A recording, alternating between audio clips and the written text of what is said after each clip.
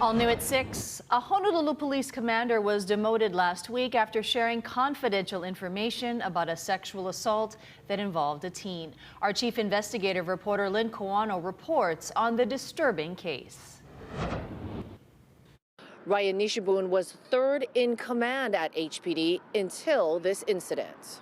Ryan Nishibun was promoted to acting deputy chief of field operations last August after the retirement of Keith Horikawa.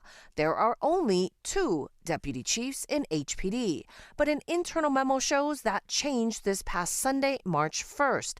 Nishibun was replaced as the field operations acting deputy chief and demoted to assistant chief of the administrative bureau. H&N Investigates has learned Nishibun, a 37-year veteran of the force, is accused of giving confidential information to a friend about a teen sex assault victim, allegedly sending an internal HPD message that included the girl's personal information.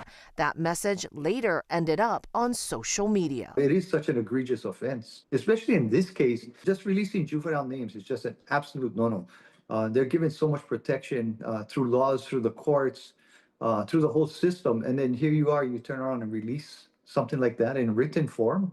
Even worse. An internal investigation has been launched, and Nishibun could face more than just the demotion when that's complete. There's a violation to the victim already, and then now you're going out and by circulating this information, there's almost a second violation that takes place with the victim being subject to ridicule or question or bullying, whatever the case might be.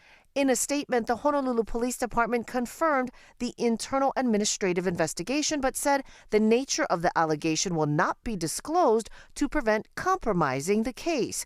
The department has no further comment. Because Nishibun is high-ranking, only the 2 deputy chiefs above him can recommend discipline. I'm Lynn Kawano, Hawaii News Now. Thank you, Lynn. And you can submit your news tips by emailing us at hninvestigates@hawaiinewsnow.com.